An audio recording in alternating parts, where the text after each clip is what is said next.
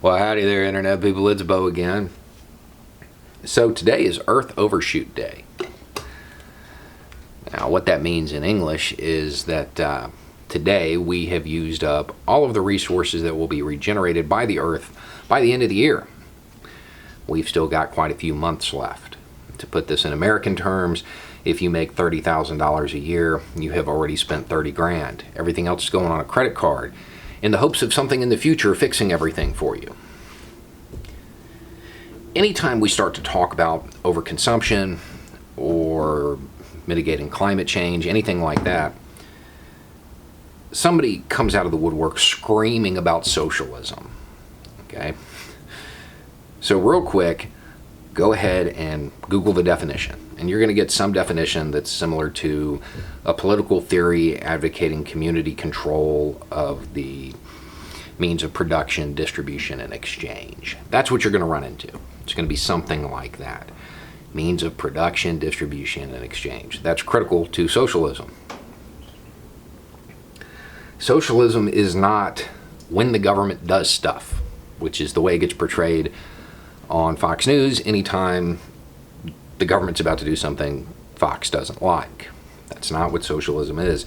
It's an actual theory, and you can look up the definition of it. The funny part about calling plans to mitigate climate change socialist is that the only way I know of to guarantee socialism comes to the United States is to not do anything about climate change. So, you've probably seen the Doomsday Scenarios, right? All the flooding and everything, and you're laughing because, California gets hit pretty hard. Ha, left coast liberals. Where do you think they're going? They're not actually going to just sit there and drown. Where do you think they're going? They're coming to you. They're coming to all these red states.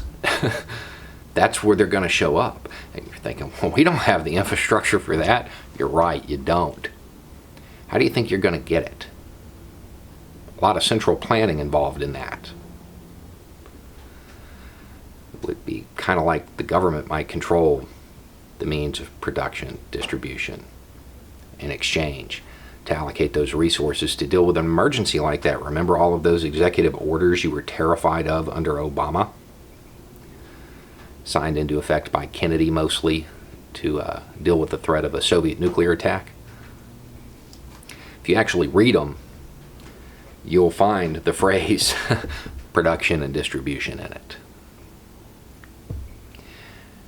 If you don't want socialism in the United States, you'd better become a conservationist pretty quick.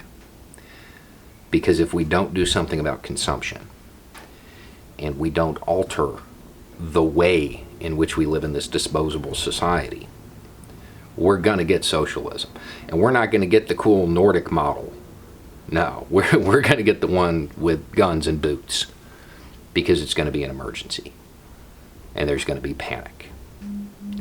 So, it's your choice. You can become green, or you can become red. Anyway, it's just a thought. Y'all have a good night.